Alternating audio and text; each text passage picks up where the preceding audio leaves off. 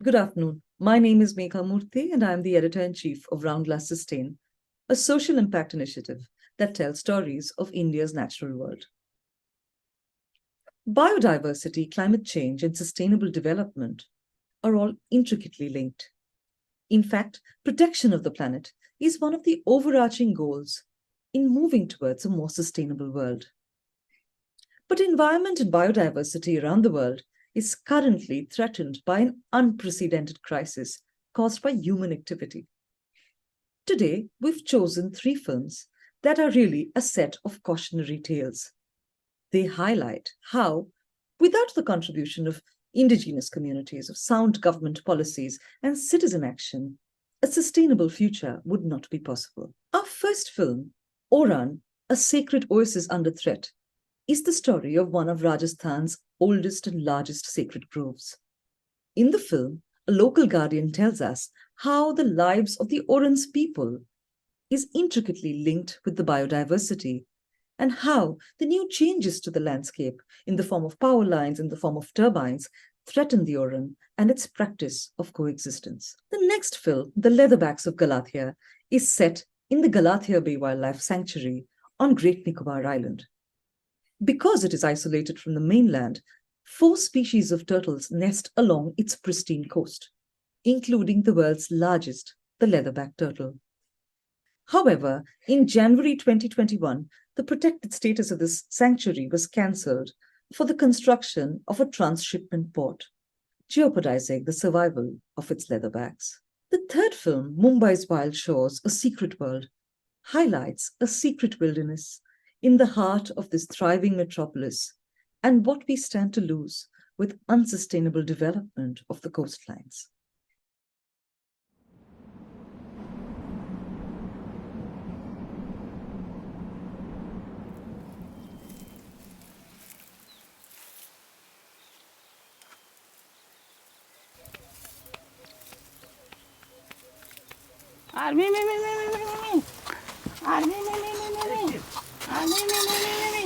For the last few weeks, new guests have moved into Hira Ram's dhani, a hay-thatched hut where he stores grain.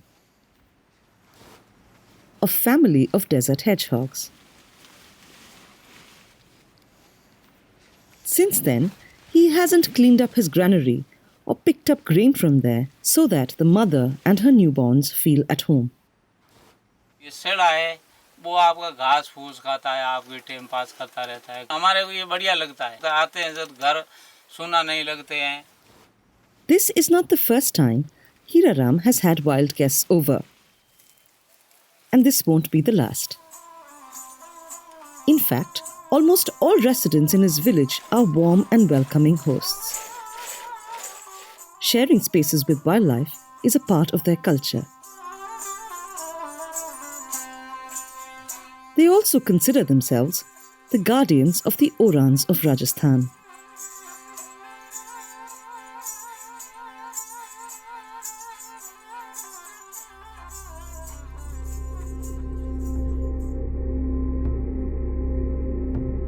Orans are sacred groves. Protected by surrounding villages, every Oran hosts a water body that fuels rich biodiversity. An oasis that sustains a parched desert landscape. Rajasthan hosts nearly 25,000 such groves. The lives of the Oran's people and its wildlife are intrinsically linked. One thrives because of the other. The Orans, with their rich flora and water resources, are ideal grazing grounds for the villagers' camels, goats, and sheep. The villagers, in turn, protect the land and its wild. No one can cut trees or bring any harm to the Oran.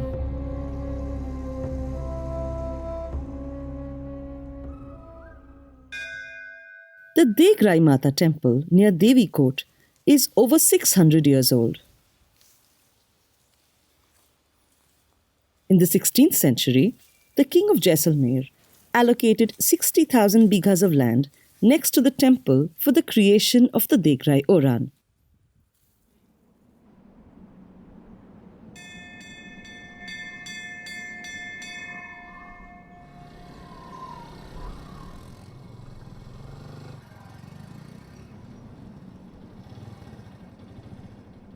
Sumer Singh grew up in Savanta, a village that lies at the heart of the Degrai Oran.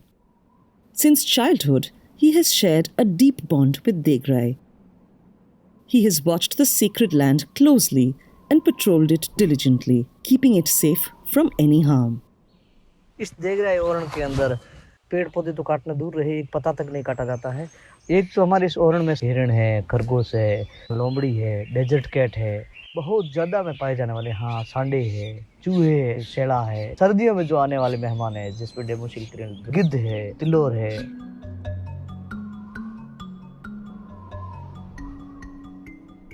On one of his recent patrols, Singh spotted a desert cat with 3 kittens. Since then, he's been visiting the site every day to make sure that the mother and her babies stay safe. The Degrai Oran shelters a variety of trees and wildlife. A healthy population of spiny-tailed lizards, desert gerbils, and other reptiles thrive here, attracting a range of predators that scan the skies and sands for a meal. The usually nocturnal sandboa at times makes an exception by hunting in the day, but only if the catch is as good as this juicy spiny-tailed lizard.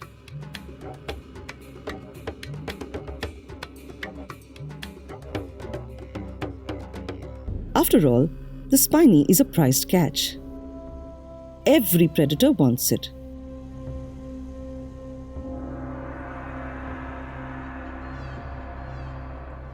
The natural world is an intricate web of interdependence and competition. A fragile balance that can break under the pressures of human-made development. Today, a new challenge confronts the balance of Degrai Oran. High-tension cables from renewable energy projects that now occupy the sky. No matter how strong these birds of prey may seem, they can't handle the tangle of wires crisscrossing their flight path. Several collide with these cables.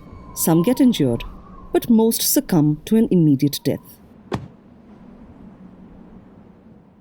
हर दिन खत्म हो रहा है इन तारों से टकरा करके। कभी टोनी ईगल खत्म हो रहा है, कभी इजिप्शियन वोल्चर खत्म हो रहा है। हमें दर्द होता है ये देख करके।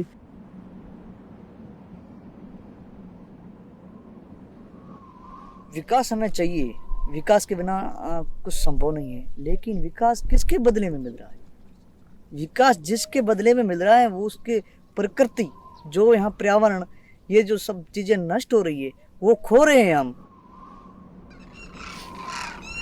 हमारे यहाँ विचरण करने वाले ऐसे ऐसे पक्षी, दुर्लभ पक्षी हैं, जो हमारा हजारों पक्षी यहाँ आते हैं और यहाँ खत्म हो जाते हैं। वो मेहमानबाजी के लिए आते हैं कई पक्षी तो।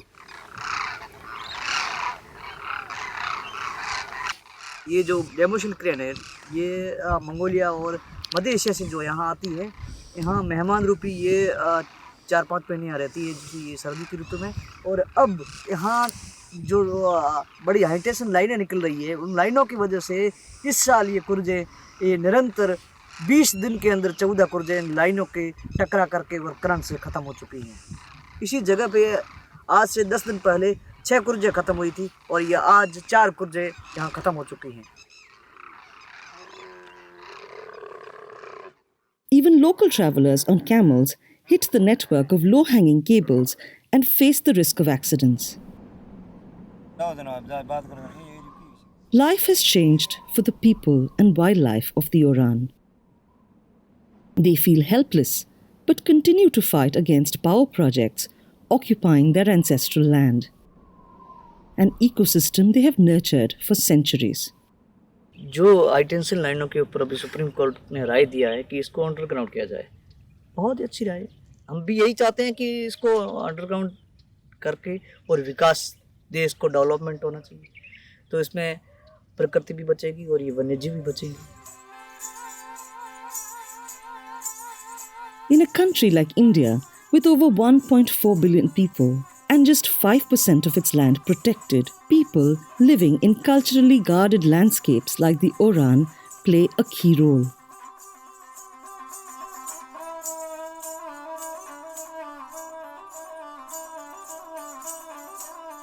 Their threatened system of mutual respect carries within it many answers for our survival and future.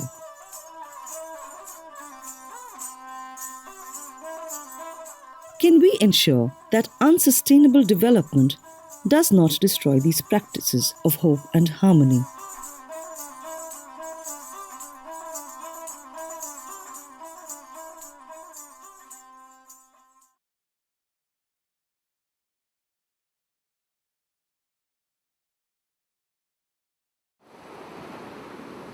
As soon as turtles hatch, they head to sea.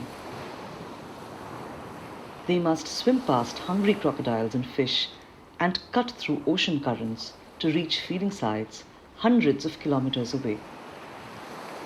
Only 1 in 1,000 survive. Galathea Bay is so immaculate that 4 species of sea turtles nest here, including the world's largest, the leatherback.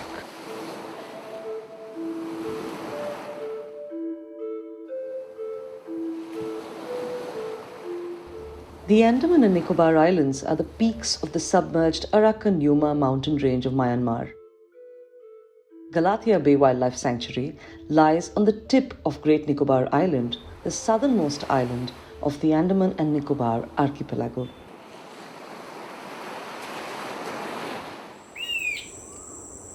Surrounded by the ocean, isolated from mainland, here creatures have taken independent routes to evolution, evolving into species that exist nowhere else in the world.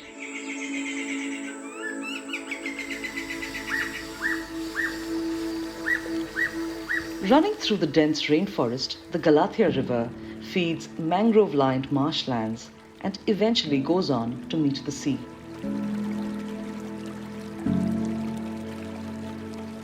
The devastating 2004 tsunami destroyed 90% of these mangrove forests. Several trees were scorched by saline waters, leaving behind dead trunks.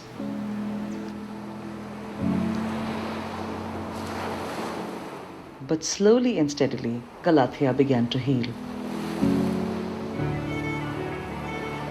The submerged beach inched its way back. Starlings began to colonize ghost trees, and leatherbacks returned to nest.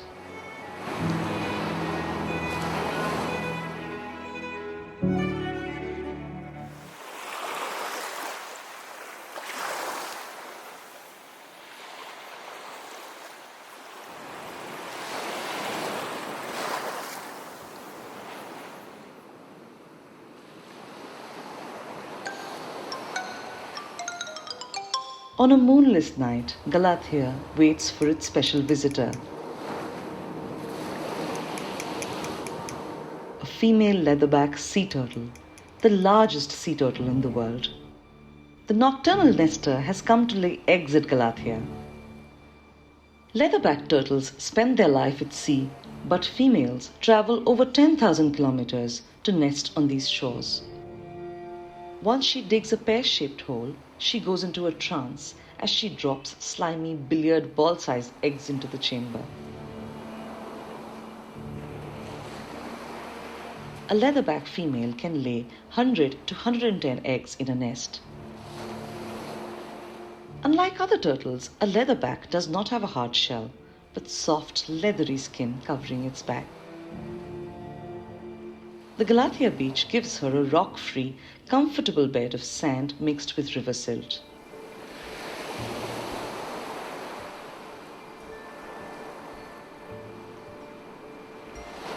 With no artificial lights and a thick rainforest protecting the beach, Galathea is the best spot for her nest. It's time to cover the eggs. Her flippers sweep in sand and pack the nest. A leatherback never returns to look after her nest. Before leaving, she conceals its location, so predators like the water monitor lizard that are known to feast on eggs don't spot it. While she's busy tossing sand a few meters away, hatchlings from another nest scamper out. During peak nesting season, the nights are packed with action. As many as 15 leatherbacks show up to nest in a single night, and thousands of young ones scurry to the sea.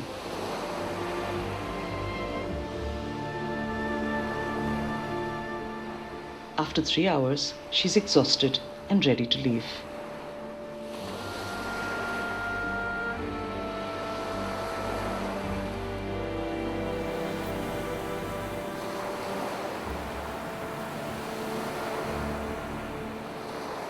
As the sun rises, yet another set of leatherback eggs hatch. Those who survive will grow into the largest, deepest diving turtles. Males never see land, but females may return to Galathea to lay eggs, but only if Galathea is protected.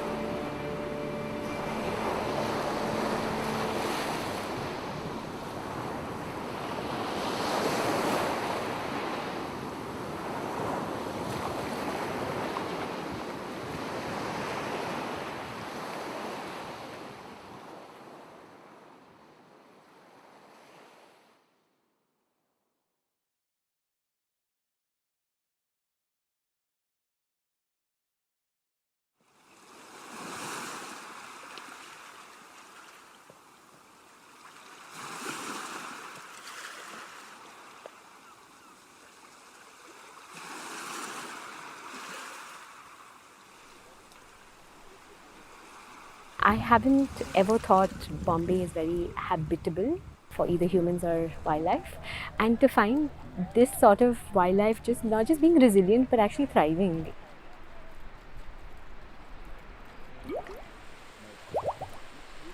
This was like pleasantly surprising. It's like when you know it's right तुम्हारे आँखों के सामने और दिखता नहीं है. So this was really cool to figure out that there's much to be seen yet. Bombay, that's Bombay. the crazy part. This is Bombay still.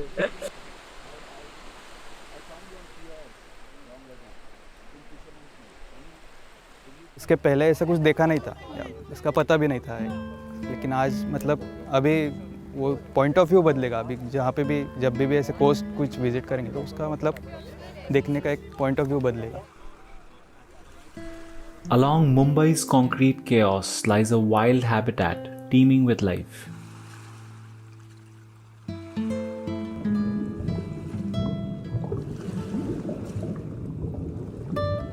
Mumbai shores tell a story few have heard.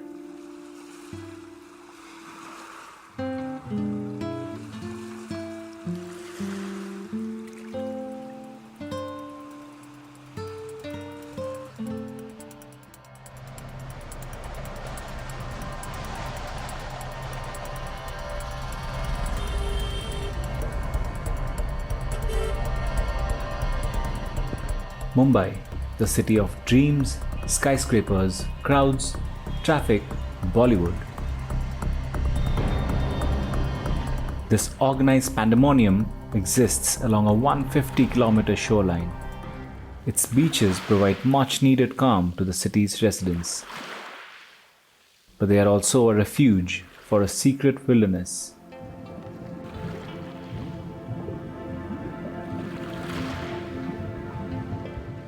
When the tide recedes, a parallel universe emerges.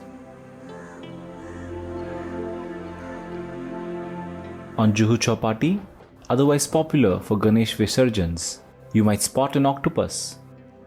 Meters from the Haji Ali Dargah, while people queue up to ask for blessings, sentinel crabs and cuttlefish swim. And across the road from Carter Road's cafes, corals and sea sponges thrive. These species are also indicators that this is a good biodiversity rich and healthy ecosystem. Sarang Naik is part of the marine life of Mumbai, a citizens' collective that documents and helps rediscover the city's coastal biodiversity.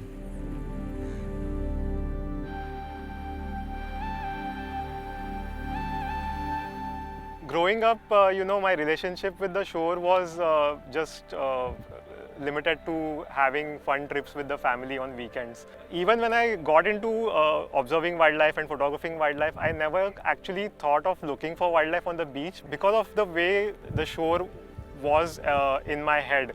It was all about crowds, pollution, trash, dirty water, that's it. Like I never even considered the possibility of finding wildlife here.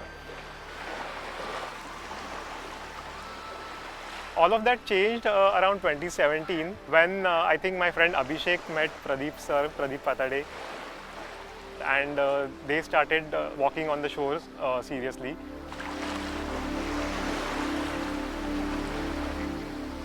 In 2013, at the time of Ganesh Visarjan, around 70 people got stung by stingray. Stingray has a long tail and a barb, and barb has venom. I checked with authorities and doctors, what is first aid for this particular incident. But nobody could answer properly. Pradeep co-founded Marine Life of Mumbai in 2017 to highlight a world that the city had long forgotten. Since then, the group has recorded more than 500 species living in the intertidal zones of Mumbai. Even on a rock this size, I'll just start counting the number of animals that we see, right?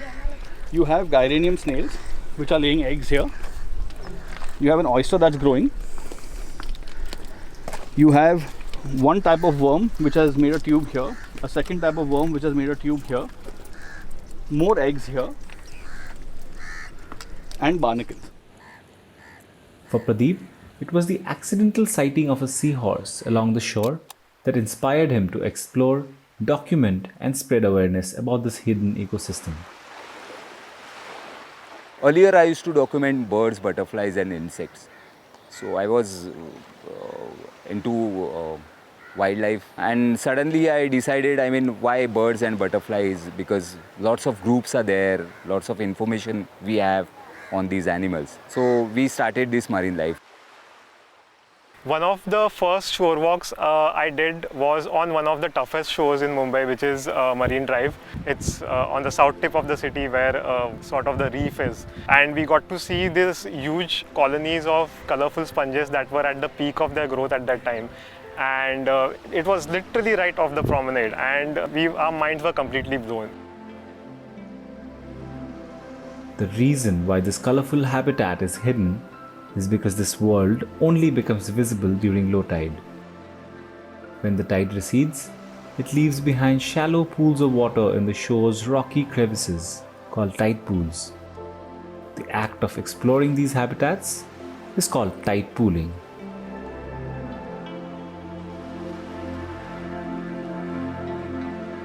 Luckily, the folks at Marine Life of Mumbai had help in the beginning from the city's oldest traditional community and resident experts. So basically, to explore marine life, you need to have a good network, and fishermen are the best person to, they know sea very well. So I used to scan their fishing nets while they used to come with the catch. Fishermen, I think, have the best knowledge of the shore because it's their life. They've been here their whole life. It's that generational knowledge as well. Especially in the beginning, we found a lot of stuff because of fishermen. Since the 12th century, the coolies have lived along the city's shores. The livelihood depends on the health of the marine ecosystem that is increasingly being choked by the city's sewage and garbage. New developmental projects on the coast are only amplifying the problem. Coastal road येणार आहे त्याच्यापासून पण आम्हाला त्रास होणारच आहे आणि मग त्याच्यामुळे हे जे डिगिंग करतात वगैरे त्यासाठी पोल्यूशन होतो. पोल्यूशन झाल्यावर मच्छीकडे कमी यायची चालू झाली आहे आणि मच्छी कमी झाल्यामुळे आम्हाला पण व्यवसायामध्ये फरक पडलेला आहे कारण आम्ही जे मच्छी मारायचो अगोदर ती इतकी आता सापडत नाही. Mumbai's coastal road project proposes to connect parts of the city via the sea. The ambitious project may adversely affect the coastal ecosystem and along with it the livelihood of the Koli fishing community.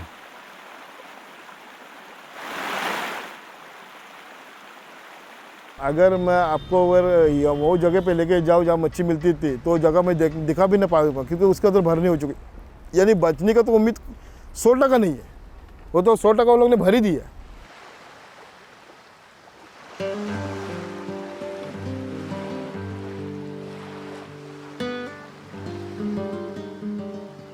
The coastal road was in making for a very long time, for years before that. But I think all of us had assumed that it will come on stilts like the Bandravali Sea Link. And it was like sort of a shock to realize that it was not. There was massive reclamation going to happen. And I think none of us realized the reclamation was going to happen until it actually started. Reclamation creates new land from seas, rivers, and lakes by filling it with rocks or cement. At times, this act can alter the natural coastline and the coastal biodiversity. Mumbai has a long history of reclamation. It was first initiated by the British to connect the 7 islands that make the city as we know it today. Since independence, reclamation has increased 3-folds. Unfortunately, the Coastal Regulation Zone, or the CRZ, a law originally created to protect the fragile coast, has been amended as many as 20 times to make room for unchecked development. The intertidal creatures don't even find a mention under this law. So you have 4 zones in the CRZ. Most of Mumbai is already a developed area before 1991, before the CRZ rules were out. So most of it comes in CRZ too. But the shore, which is 500 meters from the high tide line, is still a very CRZ1 area because you still have the shore present there. Unfortunately, even in the CRZ, when they are trying to define what could be on the intertidal space, it does miss out the intertidal species that we see. It's only relevant to things that other states see, like turtle nesting sites or horseshoe crab habitats or mangroves and corals.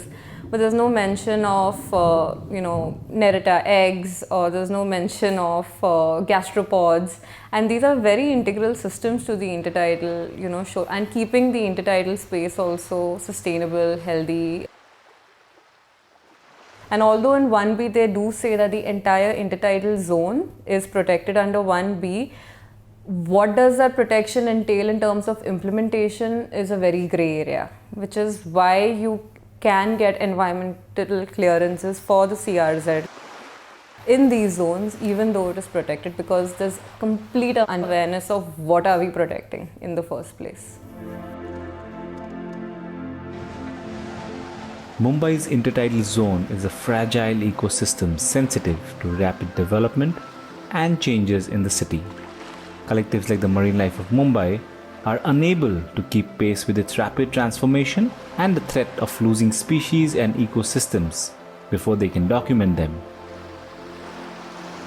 For me, I feel very bad because we lost almost Girgaon Chowpatty, Haji Ali, half the part. Now it's going towards Warsaw as well. So every morning when you read newspaper, there is some new news. They are planning to extend the coastal road till NCP, Nariman Point. So many developments at one time. Experts are giving opinion that life will come again, but I don't know. Already shores are gone. So how we can replace the shore? You can't.